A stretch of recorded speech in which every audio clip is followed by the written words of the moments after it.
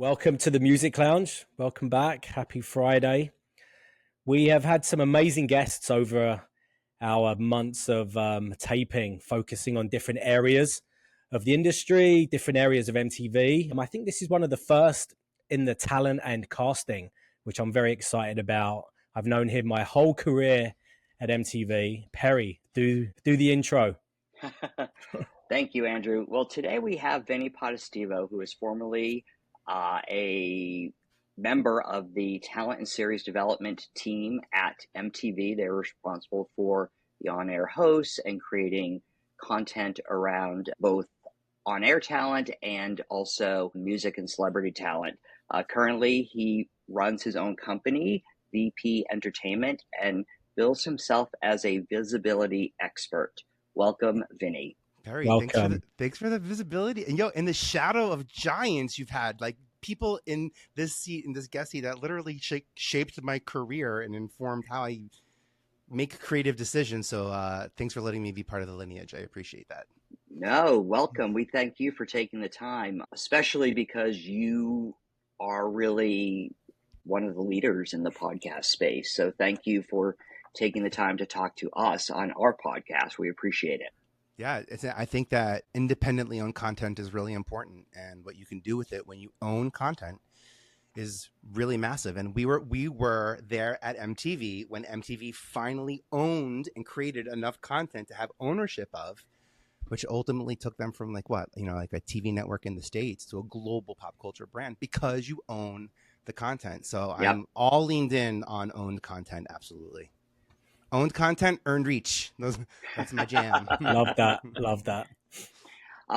So to start, you are also very active on LinkedIn, and you shared your origin story often, how you came from Staten Island and landed a job at MTV. Can you briefly share with our audience that story and why you wanted to work at MTV? And also, was the talent and series development team your ultimate dream role, or was it just what was open to you and available? And for anyone who doesn't know, what did that team do?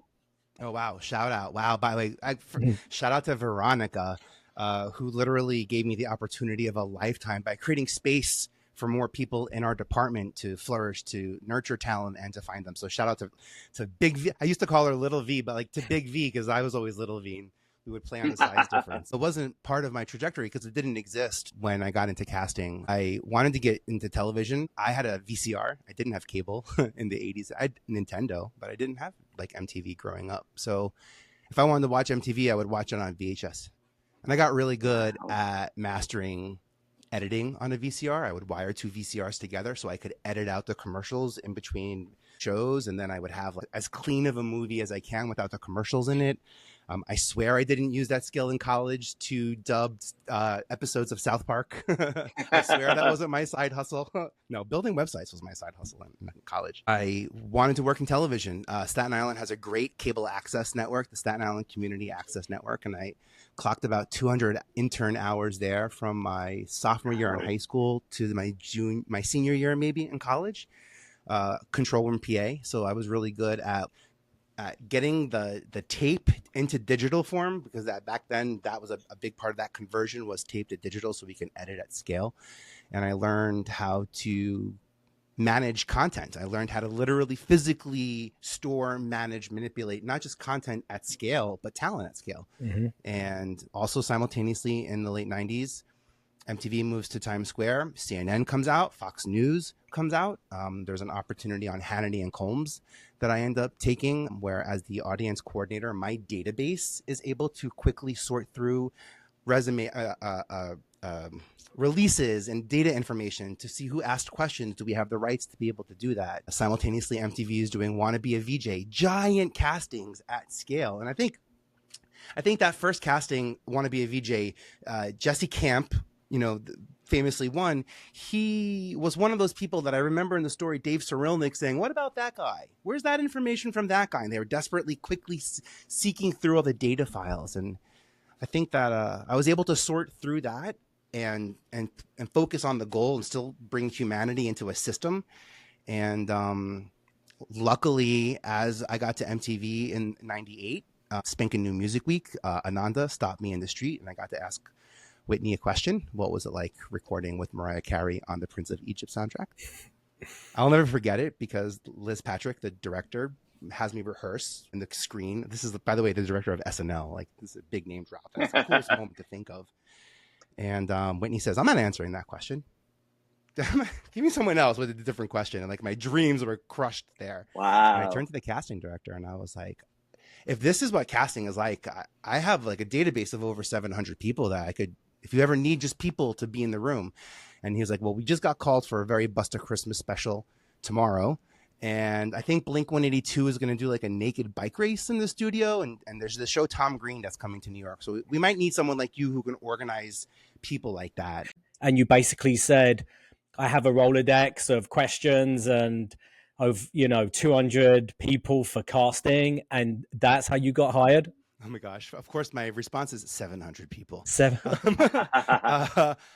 I wanted to be in the media industry so bad, and we knew nobody in the industry from our family. So there was no contact. There was no way to get in other than literally what I was told. LinkedIn didn't exist. LinkedIn didn't. Classmates existed, but like that wasn't getting me in. My mom told me that if I wanted to be in the entertainment industry, I'd have to meet a casting director in Times Square. Wow. Literally told me that. So like that's something that in the back of my mind always stuck out. It's like, okay, cool.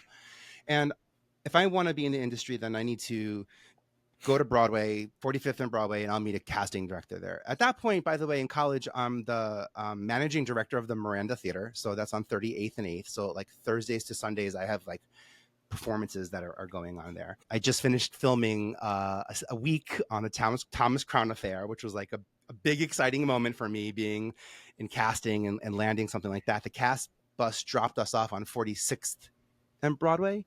And I had to walk to 42nd and Broadway to go back to school. And that's when I saw Spankin' New Music Week. And I was like, wait, well, casting director, Times Square. Like I was told this is how I get in.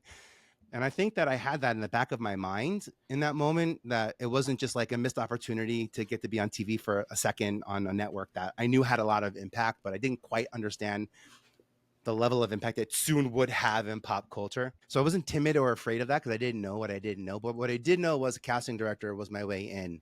So I knew that this was my opportunity to turn around and say, hey, I'm prepared. And I don't know if you already have a database and how you're managing your releases and how you're sending out updated information on call times and casting notices and but I have a system for that because I'm a data compliancy officer at Credit Suisse First Boston on the Y2K and the launch of the Euro. Like I'm a computer programmer by trade. That was a little over creative. I talked too much for a programmer. So I wanted to work on Broadway. So for the first 5 years I worked at MTV, I told people I work on Broadway.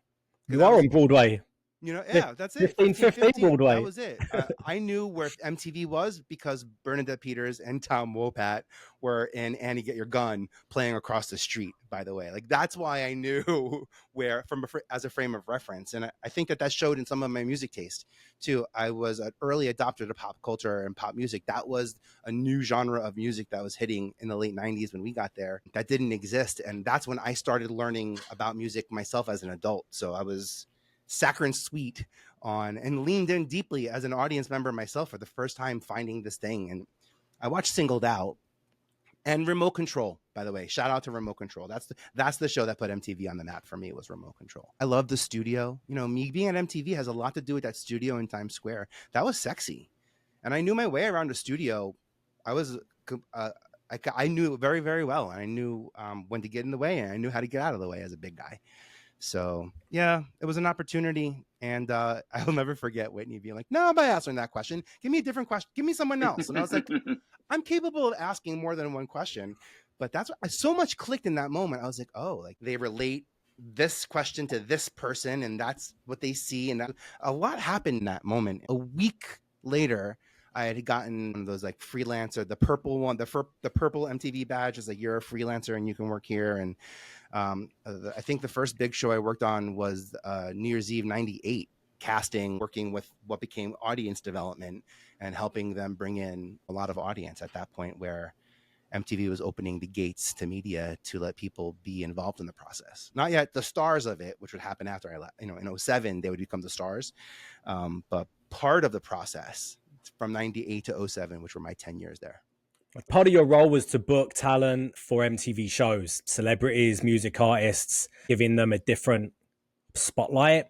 How did you decide, and what was the process on selecting musicians, celebrities for hosting roles for MTV series? Was it a show that was created around an artist, or was it a show that you were like, okay, this artist would be perfect for that? And there's been a few staples, right? Benji and Joel, Mandy Moore, and some unknowns. But what was the process like? How did you select? Well, I gotta shout out, and this might be a spicy shout out, but to Tyrese, to be honest, who for me I think was the first celebrity host. His Coca-Cola moment put him on blast in a way in America that no celebrity had that rise of fame, and to be on a platform like MTV was a big opportunity. The answer to the question is communication. So I communicated with the powers that be. First, it was the video promo people at the labels, because that's who I was respectfully introduced to, and I didn't want to disrupt the flow of what MTV's core business was, which was Right. supporting music talent careers. But I had this goal of needing to book artists for MTV Films. So it wasn't just casting Mario in Freedom Writers and the major films that we were doing at Paramount, but also putting part of the team that got Beyonce on Carmen, a hip opera. I was able to give artists a title and an opportunity and an experience that they hadn't yet have. Andre 3000, I'll never forget him thanking me for casting him in his first feature film ever. We took a kung fu film and we stripped the audio, and then I recast all of the audio dialogue with musicians and Snoop and Khalees, and my Rolodex was ridiculous because the opportunities that I suddenly represented that to the core network were ancillary, but to the talent community were everything. And I kind of balanced that a bit. Also, I get to MTV in 98. There's like some data that we start working with. There's data about the Spice Girls. There's data about Britney. So like I get to MTV in 98, 99, and my goal immediately is to help MTV find the young female artist, because we saw Christina, we saw Britney, we already met Jessica. We saw that on the up and up. MTV has a wonderful relationship with Sony for years and years and years. I don't know of one network that had more impact on the MTV platform, socio-politically I'm speaking, than that network. So we had a great understanding of what their priorities were. And to be honest, be careful where you look, because you're going to find it. I loved working with Columbia and Doug and Sony and the people that were there and Polly, and they said yes, and they made things happen, and they knew what their 6 to 9 month plan was. So I knew what they were supporting at the end of the year, in the beginning of, at the end of the summer. So I can align my goals with their goals.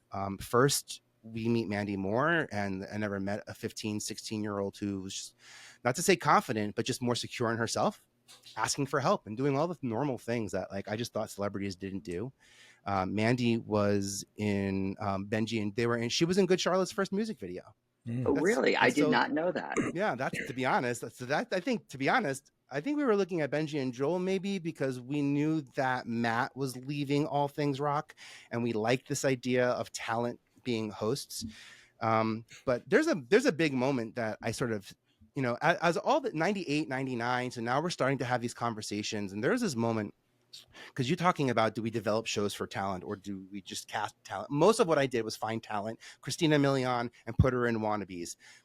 Nick Cannon was hired to host TRL, didn't want to do that after a month of hosting TRL, came up with what became Wild 'N Out, and MTV passed. Then he came back, he invested his money and brought back. So that's him in developing a project around himself. Yeah. But Sujin Pak is the first talent that I can think of where a show was literally created around her. I mean, unfortunately, we were trying to be ahead of the curve, but it was called My Life Translated. And that's the first time I'm seeing us develop shows around people. And I went down to watch MTV2, a VJ on MTV2, one of his first recordings.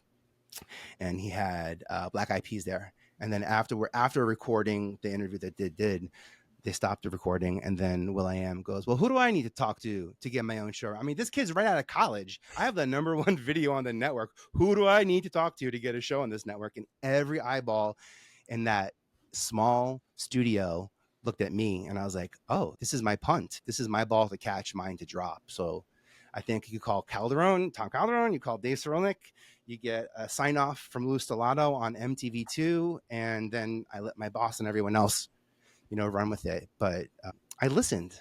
It wasn't my idea. I listened. I was in the rooms when things were happening, and I just continued to nurture those relationships and be in those rooms. Even casting Lala, when we went through a couple of hosts on Direct Effect and DFX, I would eventually just call the programming directors at 97 and 101. I would just 105 and say, like, let's just work together. Like, we're not trying to steal your talent. We're trying to make them more famous. But it was communication, and the platform that communicated us with the best often won. We wanted to do that Ashley Simpson show with a lot of artists that we missed. And even after that, I pitched the Katy Perry show. I was told she'll never be a star. I pitched Lady Gaga. I was told I'm too Broadway. I'm too New York. I'm getting a little too artsy for our Jersey Shore family, for our Jersey Shore audience. And I'm like, I don't think so. But what we had with Ashley was the clear track. Like, we were in sync with the process of recording to execution. And there's no one person I found, because I didn't have the power. There's no one person that did anything at MTV. We were a community.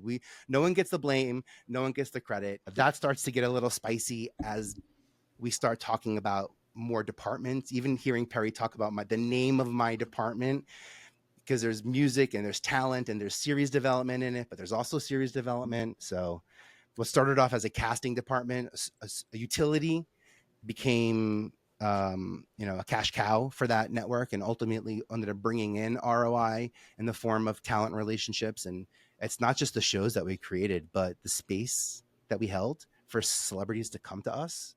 In your early days, which was really before social media took off, was it the first time you were approaching artists to give them this platform to showcase them outside of a music video and going on tour? And were the artists appreciative of that, or were they a bit hesitant?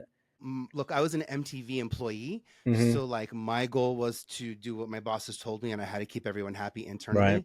But I also knew that I had leverage of information and assets to a community that literally develops talent internally and externally also, because A&R isn't just in network, it's out of network too. So I'm also now learning to work with people who are freelancers, who still have as much stake in the game but aren't employees, because in the 90s, if you're not an employee, do you really work there? And there's like this idea of what makes impact.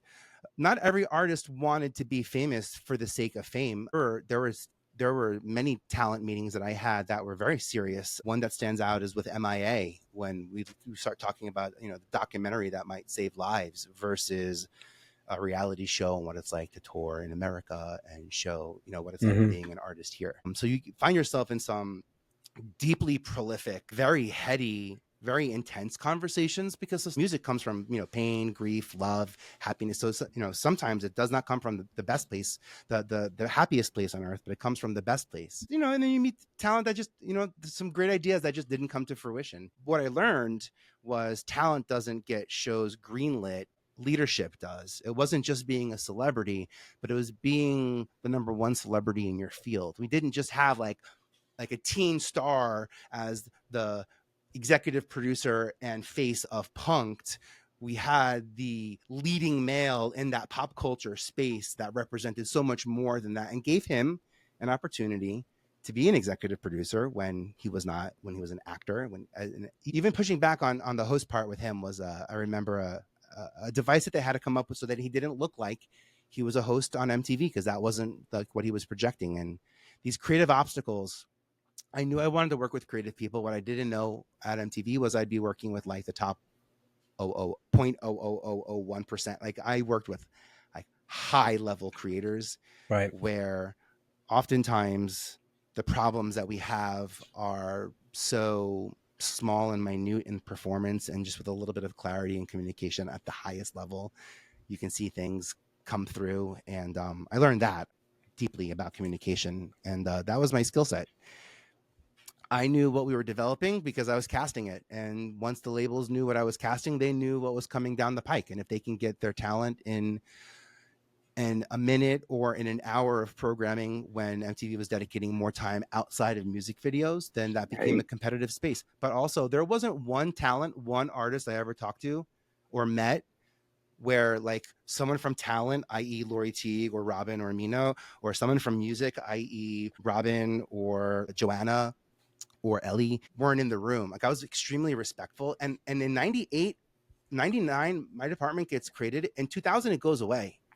And that summer of 2000, I was actually hired as a freelancer by the music department, the talent department, and the talent development department to work with the talent that would be going to Key West, because we had a lot of VGs that were starting and a lot of talent that were starting. But it was that opportunity that allowed me to sort of bridge the gap between those three vital talent departments. In a corporate setting could have been more competitive if they wanted to play that game, but I think that the people who were in those positions truly cared about artist development and look at the talent that we launched and are still highly relevant during our tenure of time there. And that's a testament to us knowing what our brand is and how our brand can impact someone's trajectory bigger than just the episodic performance and the goal of a network.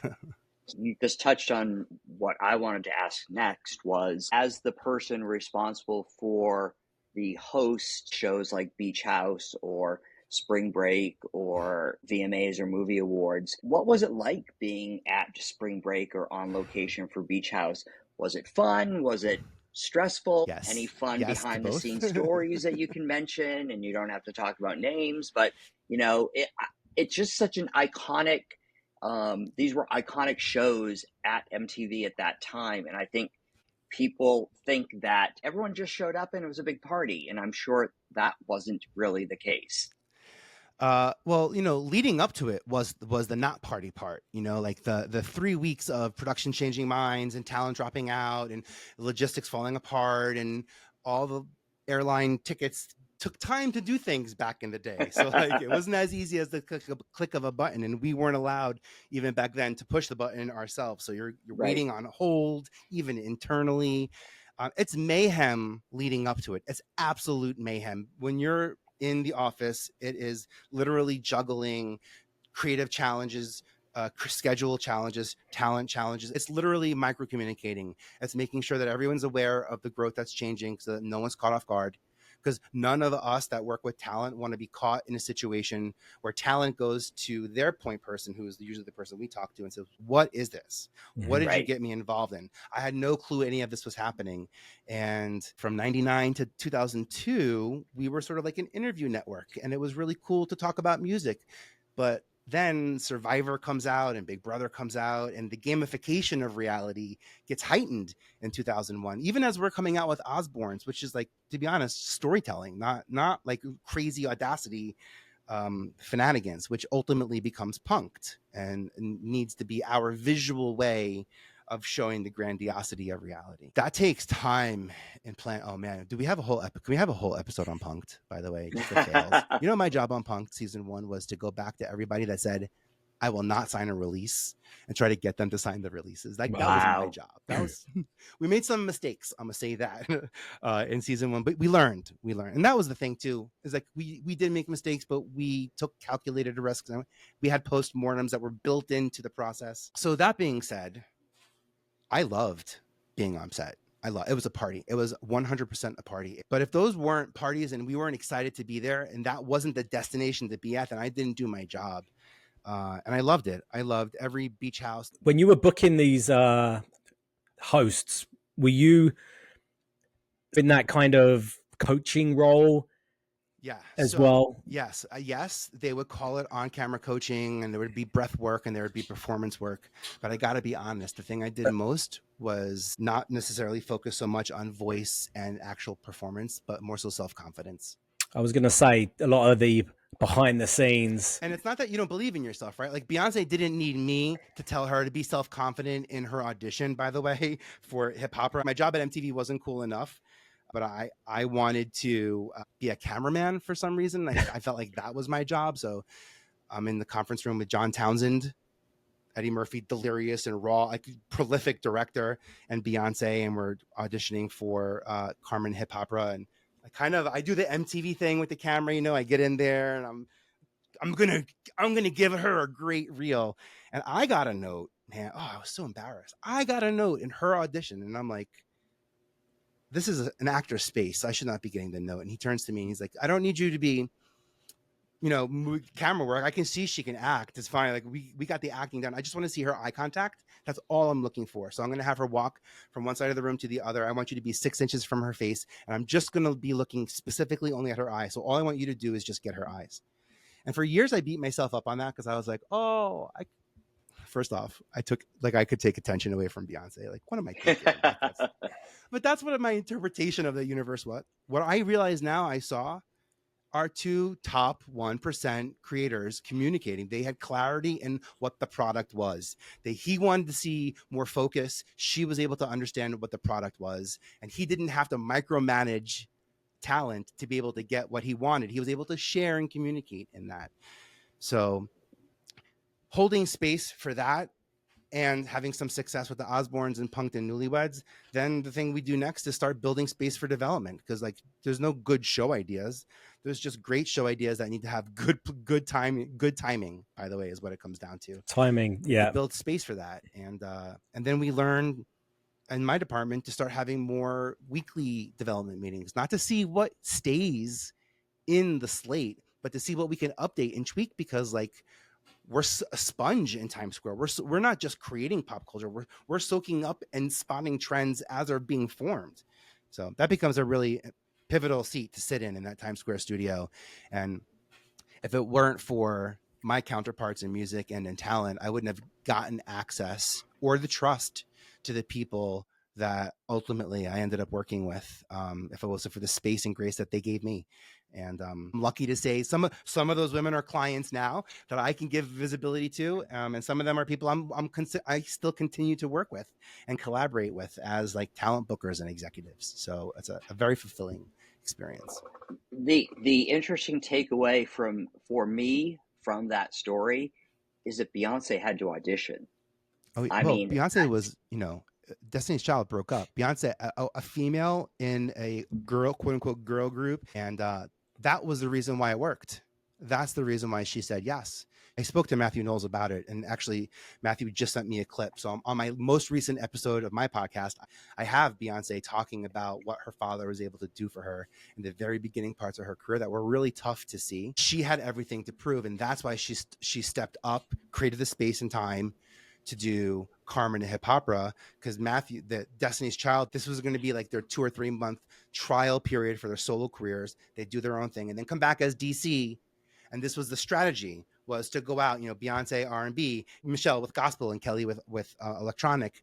And then they were going to come back and do pop as Destiny's Child. And I saw that in play. So knowing that I could give these people opportunities to stand out in between albums, that's leadership presence. Anyone can start a conversation, but the people who support the conversations, those are leaders.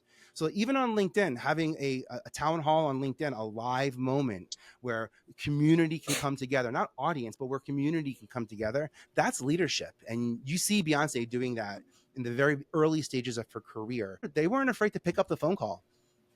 And I think a lot of people believe that when you're an artist, you just have to wait to see what comes your way. But Matthew was in sales and worked in imaging in x-rays.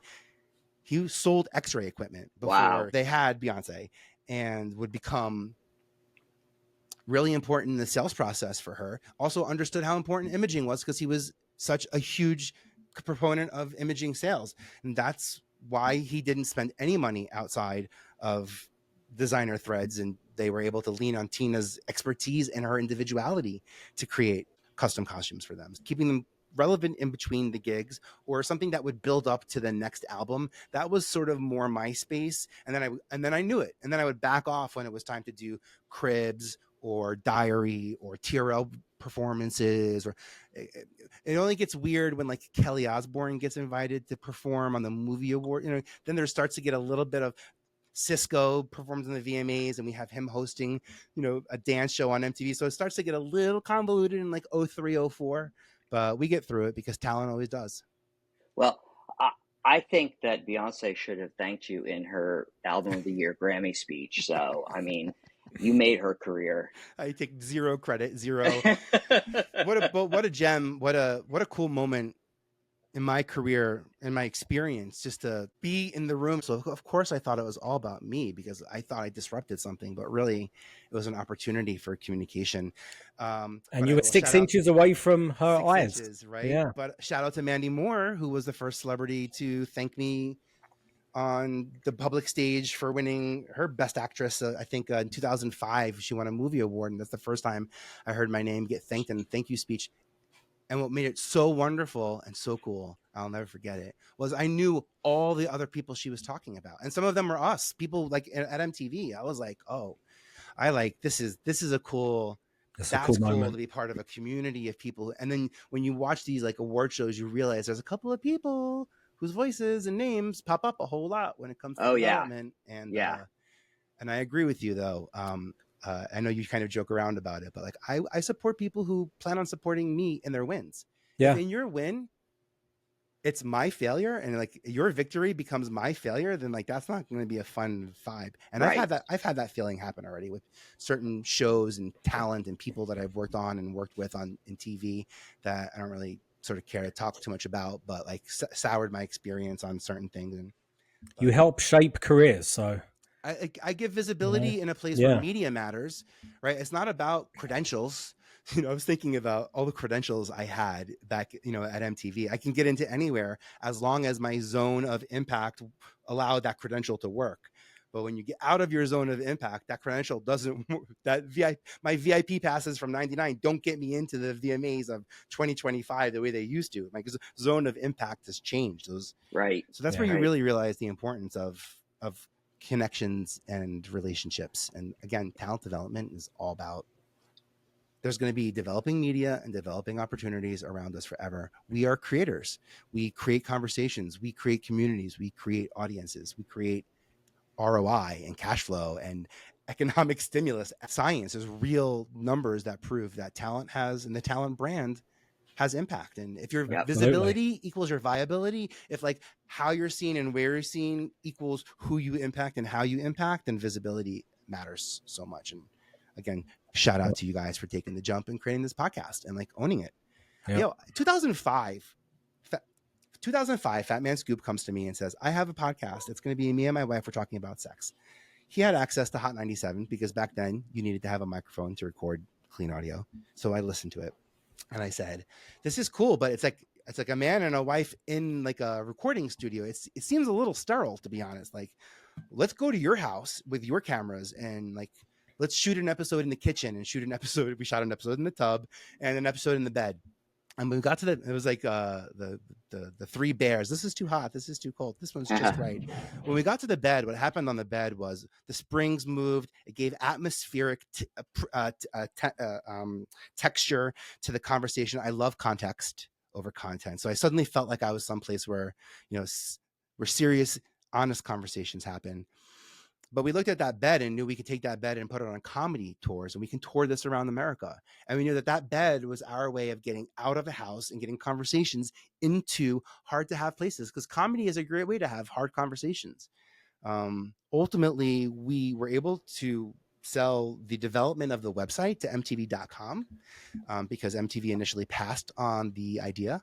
And then we went down to 22 and got buy-in from MTV.com. And then we went back upstairs and said, look, MTV.com just bought $100,000 into our website. You can pass again, because now we have to pitch it to you again. So you can pass again, and that's fine, because then we're going to go to BET or maybe Fuse might have been around them. There was a couple of other platforms that we can go pitch this to. We, meaning talent, by the way, not me. We being like, that's what I need talent to say so I can create a little tension to get this over the hurdle, because sometimes you need to buy what other people can't have. And that creates an opportunity for us to have conversation. And that was the first time in 2005 that I like meddled with podcasting and had success and turned it into a TV show. And now that show would be structured differently, because there would be licensing and there would be, it would be a very different structure because of how you own the intellectual property that is your podcast and what that means.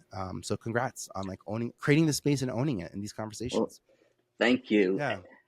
we're gonna have a little quick fire round. All right, I'm ready. Oh boy. All right. Some of this is pretty obvious. Just don't think too hard. Who was the original host of MTV's Wild 'N Out? I would say Nick Cannon. There you go. Yeah. Okay. Female artist had the lyric, "I'm missing you like candy." Mandy Moore. Yay. My heart's forever yours. Love always, Mandy. What was your first concert? Outside of MTV, REM, Losing My Okay. Religion.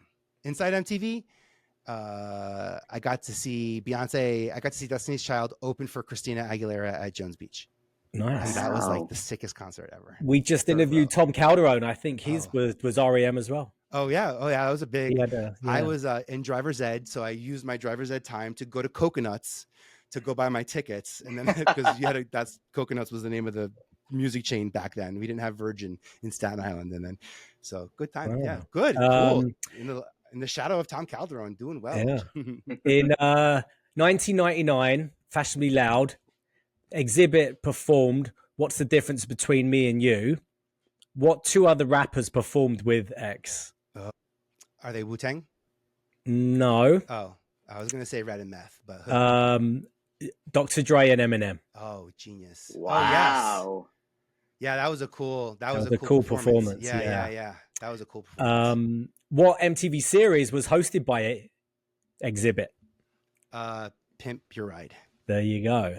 I got to do that talent deal. That was a fun talent deal. Yeah, that was an amazing show. That was the coolest thing, because all of a sudden I go to LA one day and my boss is like, "Do this talent deal. We're going to do this show, and this is who the host is going to be." And I was like, "We don't have to cast and do all the things. Like, we don't have to prove that this is the best person ever. Like, this is like genius. I love it. And what a great guy. What a great guy." Yeah.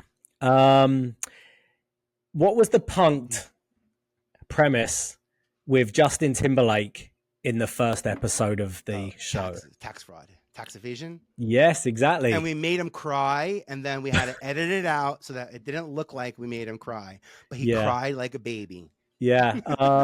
Justin had a visit from the repo man who claimed he owed $900,000 in back taxes. Yeah. His mom was involved with that, by the way, too. His mom was the accomplice on that. You know what's funny? That episode I didn't know about, because that episode, the second Punk'd in that episode, is Mandy Moore. And I had such a big mouth with Mandy, and I would tell her every single thing that was happening, because there was nothing that was going to put her off guard. No, they didn't tell me. Amazing. I would have been like, just make sure you look good that day. I wanted to be Talent's best friend. I wanted that so bad. I wanted to be friends with creative people who they needed that relationship on their side too. They, what was the first album that you bought? Oh no, I hate that. There's an answer. Simpsons Sing the Blues. It's that single, the Bartman. You can tell when I was in college, right? Like I mean, when I was in high school, Simpsons Sing the Blues, and then finally in '95, I get Green Day, Dookie, and like now I have money to start going to Coconuts and getting like. Right. Yeah, man, I wanted that part, man. All right. Last question. Don't know if worst answer. It's safe for you to answer. Favorite VJ, Jim Shear or Damien? Oh, both of those men changed my trajectory. And I love them both. So I went through so much with Jim Shear, with 9/11 and being in that studio, and both of us starting from scratch. I went through so much with Damien from a creative perspective, and from believing in myself that I could actually create content and not just cast content. Like both of those men equally have impacted me in a tremendous way. And I want to throw in Gideon Diego into that mix also. I mean, those guys, like, just as much as it was my job to see them in the audience and make them feel confident and heard and seen, they really made me feel that way too.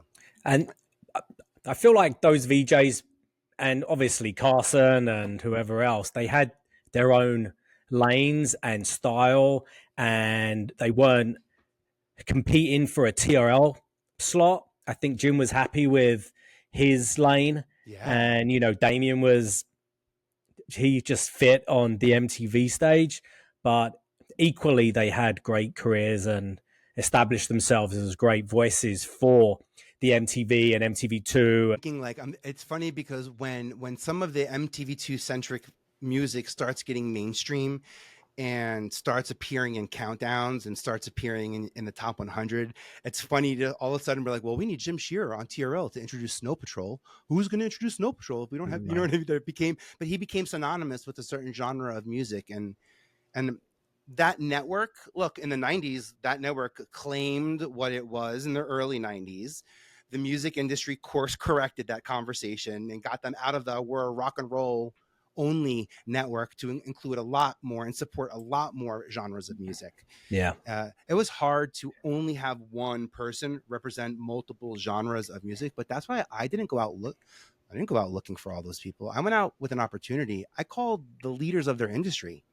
And I said, who's the female singers that are performing at CBGB in the next 4 months? Who should I be looking at? Who are the talent that are coming through here and on MTV News that are changing online journalism? Like, I'm looking at that, but I'm not looking for breadcrumbs and foot tracks like myself as a casting director. I'm a beacon of opportunity. So I'm showing up saying, let's work with the best of the best. And you tell me who we should be working. That's communication. And because also we were a production company and a network. Mm-hmm. People at studio and networks will never understand what it's like.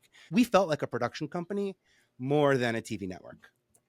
I think that's a skill that you and your co-workers had, to brand these no-names as voices for a global, one of the biggest global platforms on the planet. And they needed people like you behind the scenes to shape them and steer them and give them the freedom to say what they want, or you really help them establish that voice. It's all about branding.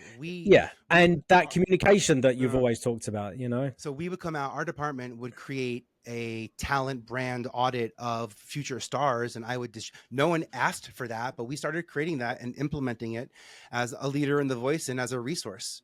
And then when other platforms knew that we were creating this resource that would hit all of the MTV networks. And then I started getting feisty and I was like, why are we just let's go to Nickelodeon. We couldn't hire some people because they were, quote unquote, too young for the MTV audience, and they were able to go over to Nickelodeon, and we're able to like help grow and nurture that talent thing. So for me, it was all about branding and giving visibility to the brands, whether you're creating reports to demonstrate your expertise, or analytics to help you understand what's in between the numbers. But that gives visibility to leadership. Right. We talked earlier about episodes like the Osbournes coming out of cribs, and, pre-social media, talent hadn't really been in front of the camera the way that we wanted to portray them. Any kind of stories about approaching artists, or any pushback that artists didn't want to be in front of the camera in this way? Yeah, there were a lot of talent that were confused about what it was, because there was some confusion around, is it scripted, is it controlled, who really gets say in the final edit? Not just for cribs, but in general, just our reality bucket, the unscripted world. We were creating so much content that we even duplicated original series. Like I remember in 2005, I think there was like literally 2 reality shows on 2 different islands in Hawaii about kids that were surfing on just 2 different groups. But we started to get siloed, and in a competitive network environment, we started to look at where the dollars were coming from. We started to get siloed. The people who needed coaching didn't work out. Before we did Run's House, I did a show with Foxy. It was called Foxy's Family, with Foxy Brown. And that was a tough show. She was dating 50. Her and 50 would show up to, the studio whenever they wanted, asking to be on TRL, like thinking they had access just because they were, filming a show, or the VJs would get really close to the talent as the talent were coming up and emerging. And so talent knew they wanted to have like contacts at the network. And then you have instances of like Kanye West calling up to to our office, asking to meet with us, saying that he has a talent interview. So like we called them talent interviews. I would ask them, where do you listen to music? What do you like about I just wanted to know that you had opinions predicated on facts, and where did you get those facts from? That's really what I was looking for. I did a whole Newlywed series with Nas and Khalees that got the can a month before we went to air. Wow. So they canceled that right before me and Mr. Jones Oh, such a good open too. Oh, I love that. But Nas was awesome. Nas was like, yo, I am not rewalking into this room 4 times. So either have enough cameras to capture me walking in the room, because you know I'm going to walk in the room, but like I'm Nas. Don't make me walk in and out of the room. That makes me look like weird in front of the people. And I agree, by the way. Yeah. And I would go and I would say, look, if you want him to be him, you can't ask him to do something he wouldn't normally do. So like, he's not going to take directions from somebody on stage when he's performing. Why is he going to let you tell him how to walk into a room? He sees real people. It's not about the product. It's about the experience. And I think What was that the was story something that, behind it not making air? let's just say an executive shift happened Oh, in 2000. It came down to 2 series. We were either going to bring back a series that had already done well and we were advancing it to another phase in storytelling, or we were going to start something brand new with Nas and Khalees. And ultimately they went with The Hills. So it went like The Hills, Laguna Beach in the city. So like that franchise came Interesting. back and took that place. But also like, 98 to 07, I gave the celebrities cameras. Like that was my job. It was like had cameras on kids and celebrities in that studio. Our department gave the cameras to the artist to create the talent. After I leave in 07, what happens is they give the video to the kids.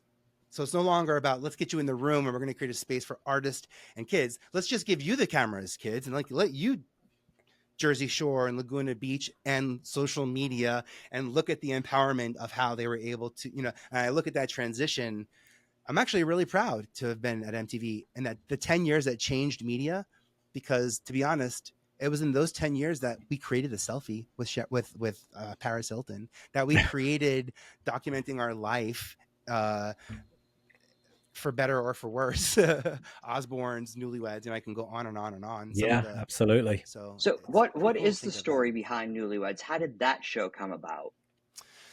I don't know how anyone, I don't think there's any one path, to be really honest, for any specific show, but I do know that we had met Jessica when we were looking for talent in the in 98, 99, in that Mandy Moore pass. That's how I first met Ashley Simpson, who actually was a little bit stronger at reading off of a cue card than Jessica. Jessica was good at being herself. Ashley was good at taking directions and the minutia of being on camera versus what Jessica could do on stage.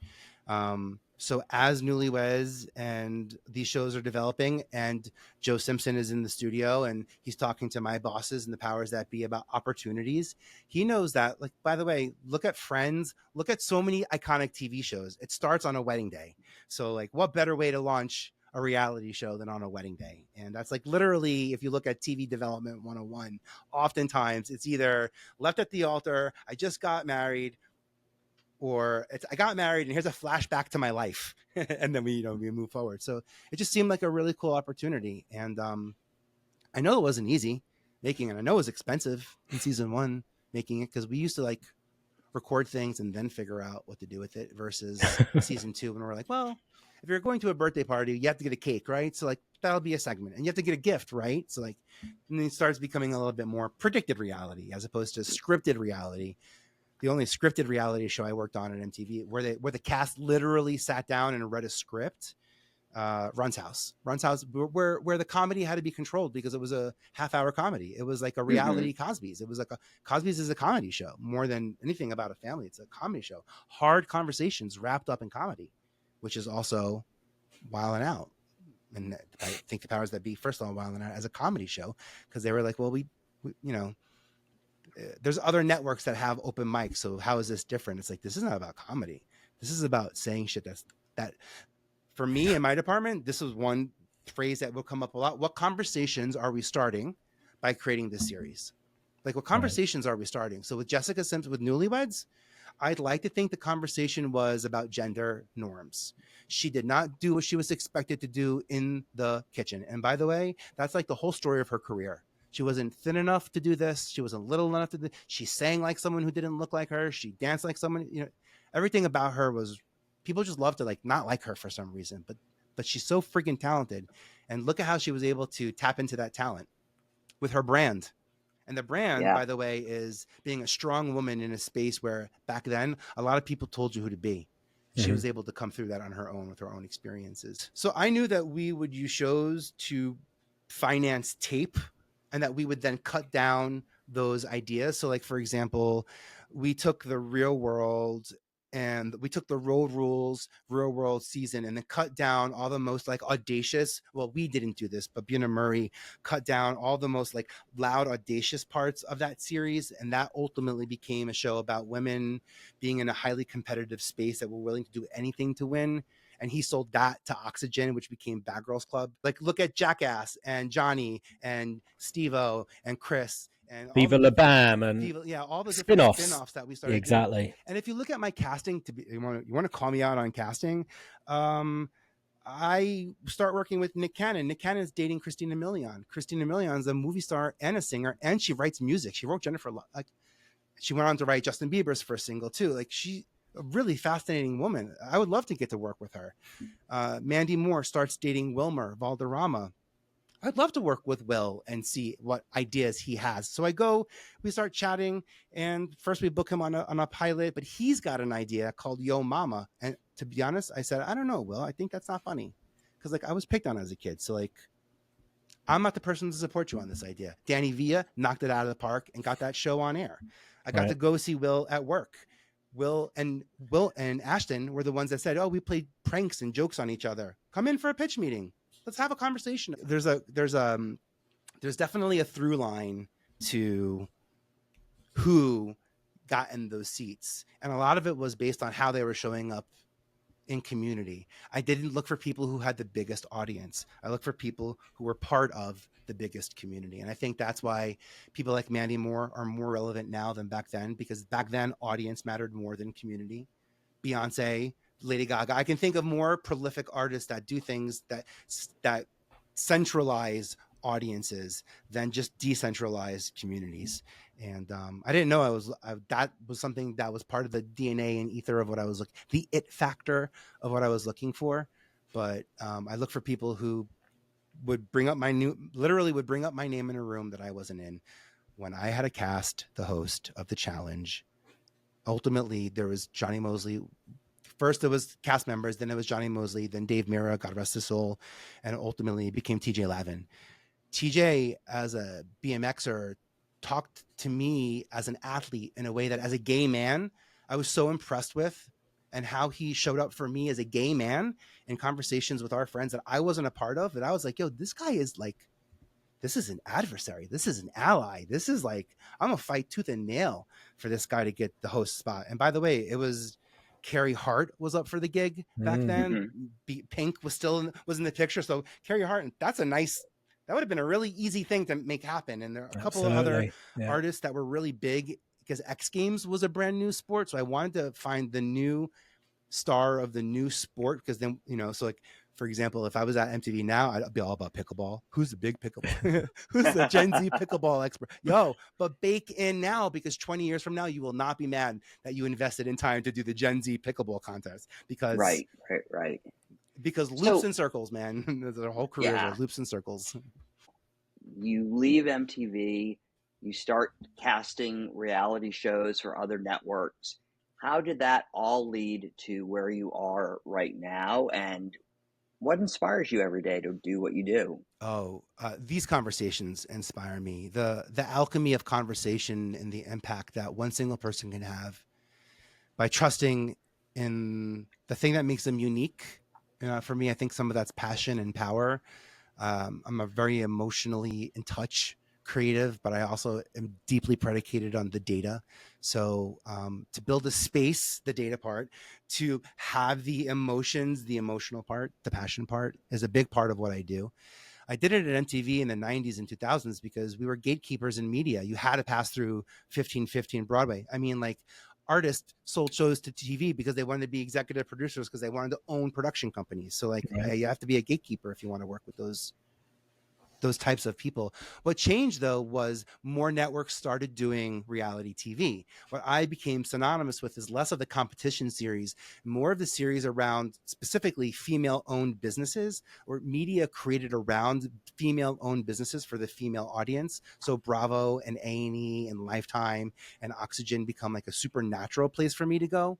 But when I look at what I'm casting business owners who do business owners who are single, business owners who have 6 girlfriends that live in northern, New Jersey. I'm looking for people who have autonomy in their life. They have created the space to control who they serve and who serves them.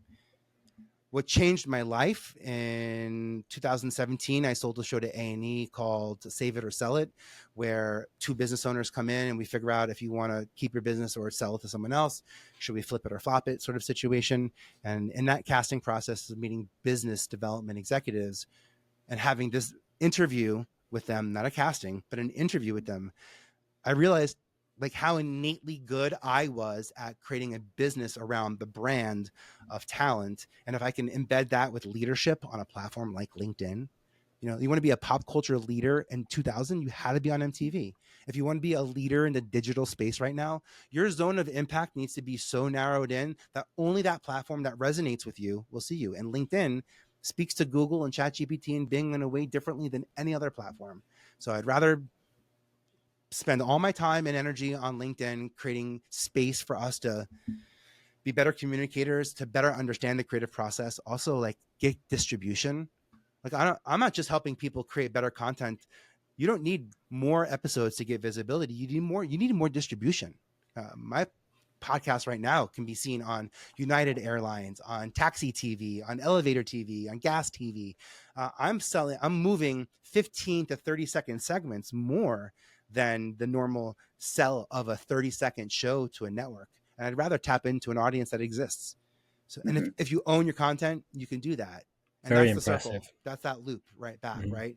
Now that we all have a phone in our pocket, which a built-in iPhone, a built-in storage management, a built-in microphone, there's AI to clean stuff up from a quality perspective. There's no reason why no one from any area on this earth can't stand into their greatness and their strength, as long as their zone of impact is reined in. And that's the secret, to be honest. And I like LinkedIn because as a creative, I stand out on LinkedIn more than on Instagram, where a lot of creatives are.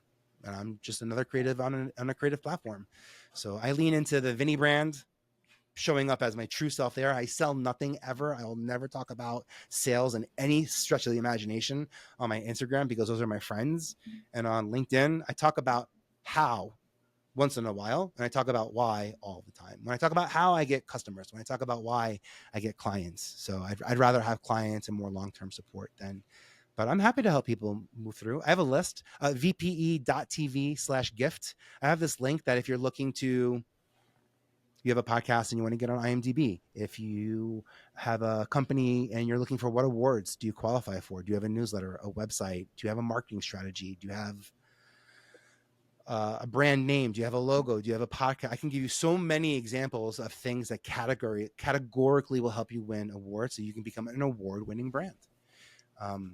It's not just about, because I think that also signals that you're not just capable of creating content, but creating recognizable content. Right. It's recognizable content that helps you become a leader. Being seen doesn't help you being a leader. Being known helps you be a leader. So that matters. That impact matters. And I can help people do that now. For this podcast, we want to get us to a place where people recognize the name and the brand and us versus just tuning in because they're a fan of Vinnie and they want to listen to Vinnie. We want them coming back every time. And, it's almost like it doesn't matter who the guests are. Smart caveat to call out because a lot of people spend time focusing on the quality of guest or even the quality of newness. New episode. Yeah. That's going to help you grow, but growth and leadership visibility are not the same. They can happen concurrently, and they do when you support conversations in the middle.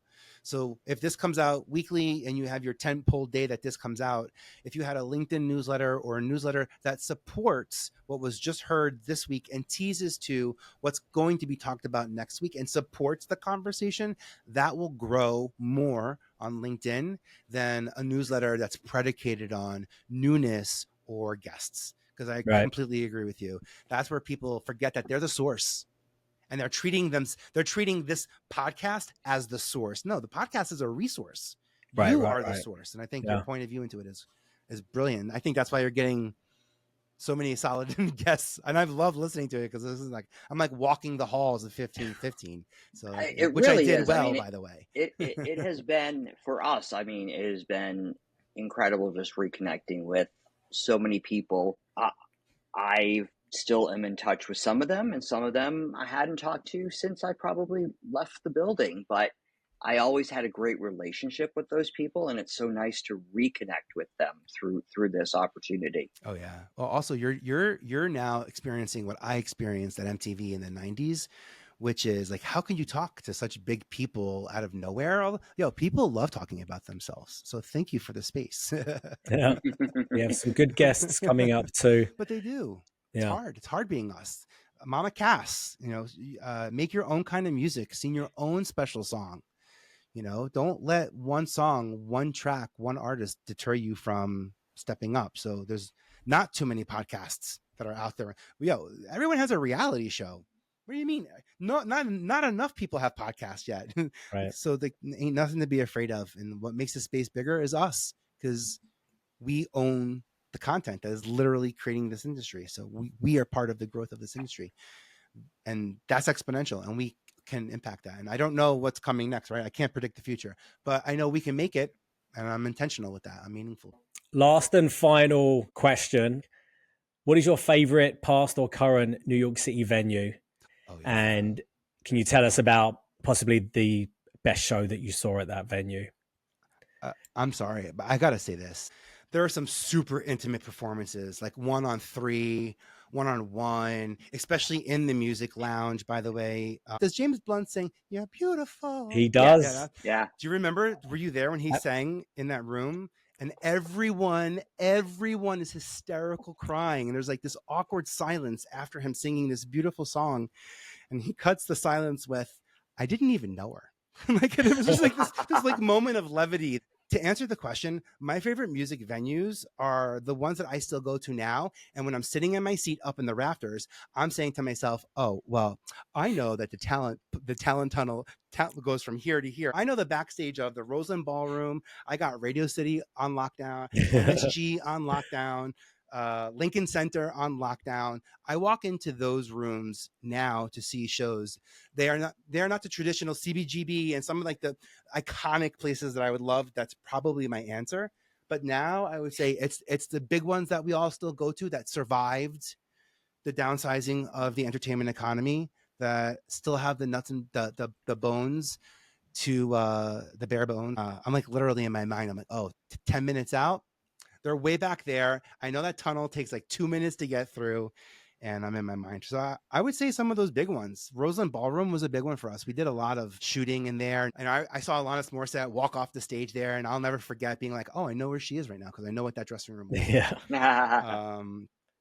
I love that you started your answers with the music lounge. Oh, no one's called out the music lounge as a venue. I love it. Because you know why? Because all those places that I just mentioned, I had access to. The music lounge, I did not have access to the music lounge. This was a premium place for the music and talent. This was as closely as I worked with them, the music department still, and they had to do this with sharp elbows, continue to create space for music and preserve space for music. Even when we were there, they got that major facelift to but not everyone's key card worked. No, I asked. I wrote a whole thing, and I was denied. And it wasn't even like, if we give it to you, we have to give it to everybody else. No, it was like, no. It was intimidating to, I was in the music team, so I was in programming. So when I went to the music and talent team, that was my conference room basically. But before that, it was very, very intimidating to, you knew it was going to be special. You knew whatever you're going to get a promotion, you're going to get fired, or you're going to meet a new art. Something's going to happen. Something big's going to happen. Yeah. When I first started at MTV.com and we were doing all the music stuff, we were on 29, and then we went down to 770 Broadway. Then we came back to the 8th floor. And I would say for probably the good 3 or 4 years when I started, I did not have access to the room. And it was only when they thought, oh, yeah, I needed bodies to go in there. Digital's also doing a ton of stuff with music, and we should include them in the stuff that we're doing for the channel. So, yeah. So you would get pulled in because they wanted the room to be full for Yeah. for a talent Oh yeah. Oh yeah. performance. No, see, I think in fact the response was, no, Vinny, you're not going to get access to the music lounge, but we'll invite you to the pizzas and programming meeting that we have on Wednesdays. And I was like, all right, that sounds like that's a fair trade. That's a fair trade. I'll take it. Yeah, I do I'll take remember it. standing outside of the room waiting for someone else to come and tap their And feet let you on in. so you could get in. Yeah. So, well, Yeah. thank you, Vinny, for taking the time to speak with us Oh my today. We gosh, thank you really guys. appreciate Thank it. you, man. Congrats You on have all of such a this. unique perspective on all of this, and so many people can learn from what you have to share. And thank you for taking the time to talk to us about all of that. We Yeah, it's an really area appreciate we it. haven't tapped into yet, but I would definitely recommend checking out Vinny on socials, on LinkedIn, checking out his podcast. And yeah, really great having you today. Thanks, buddy, and appreciate this because our industry started with a shakeup. Think of all the shakeups we went through, and it's happening again. So it's us who will continue to support each other, and I'm happy to do it. And I have an open door, the same way I have an open door policy at MTV, but you had to be in 1515 to get to the studio or wherever I was. LinkedIn is a great place to connect with me, ask questions, and connect. So thank you for this. Great. Well, thank Thank you. Have a good rest of your day. All right. We'll talk to you soon. See you guys. Bye. Bye.